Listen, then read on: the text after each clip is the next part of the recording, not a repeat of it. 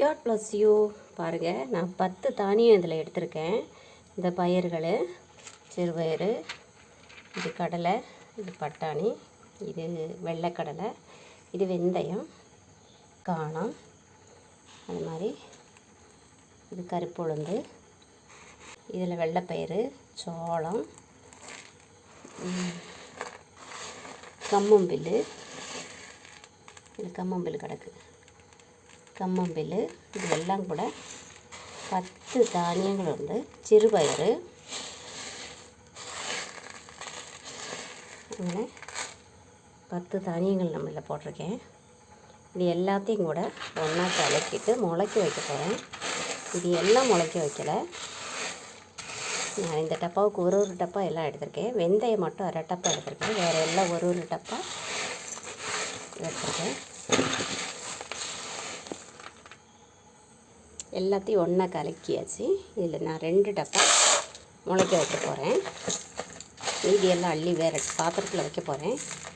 Daily அளந்துட்டுருக்க வேண்டான்னு தான் நான் வச்சுருக்கேன். இதை முளைக்க வச்சு தோசை சுட்டு சாப்பிடலாம், இல்லைன்னா அப்படியே சாப்பிடலாம். பாருங்க, இது நல்லா 2 தண்ணி ஊற்றி கழுகிட்டேன். தண்ணி ஊற்றி அடைச்சி வச்சிடணும். நாளைக்கு தான் நமக்கு எடுத்து வேறு கட்டி வைக்கணும்.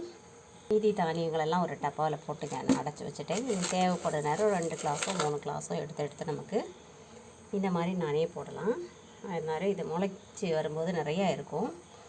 தண்ணி ஊற்றதையை நல்லா அடைச்சி வச்சுருவோம். பாருங்கள், நல்லா ஊறிடுச்சு. நம்ம கடலை எல்லாம் நல்லா ஊறி நல்லா நனைஞ்சி நல்லா குண்டு குண்டாகிடுச்சு. நம்ம ராத்திரி நனைய வச்ச தானியங்களை இதை நான் முளைக்க வைக்க போகிறேன். முளைக்க வைக்கன்னு பார்த்தீங்கன்னா கொஞ்சோண்டு தண்ணி டப்பாவில் வச்சுருக்கேன். அதுக்கு மேலே ஒரு டப்பா வைக்க போகிறேன். இந்த டப்பாவில் கொஞ்சம் பயிர் போட போகிறேன். இந்த டப்பாவில் கொஞ்சம் பயத்தை போட்டாச்சு. அடுத்த டப்பா வைக்க போகிறேன். அடுத்த டப்பாவிலே நம்மளோட பயிர்களை ஃபில் பண்ணியாச்சு. வீட்டு வேறு ஒரு டப்பா வைக்க போகிறேன். இதுலேயும் நம்ம தானியங்களை போட்டாச்சு. அப்போ நம்ம அடைச்சி வைக்கணும். அடைச்சி வச்சாச்சு. அடியில் இருக்க டப்பாவில் தண்ணி இருக்குது. இது 1 2 3 டப்பாவிலுமே நம்ம தானியங்கள் இருக்குது. நல்லா முளைச்சி வரட்டும். அடைச்சி வச்சாச்சு. நம்ம முளைக்க வச்ச விதைகள் எல்லாம் நல்லா முளைச்சிருச்சு. வா, எப்படி முளைச்சிருக்கு பாருங்க. நல்லா முளைச்சிருச்சு. முளை கட்டின பயிர் நமக்கு இனிமேல் இதை அரைச்சி தோசை சுடலாம். பின்ன வெயிலில் போட்டு நல்லா அரைச்சி பொடியாக்கி நமக்கு கஞ்சி மாதிரி காய்ச்சி குடிக்கலாம்.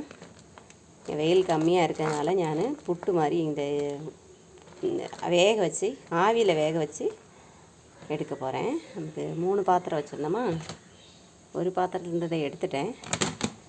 இனி 2 பாத்திரத்தில் இருக்குது. அது நாளைக்கு எடுக்கலாம். பாருங்கள், நான் புட்டு பாத்திரத்தில் வேக வச்சுருக்கேன்.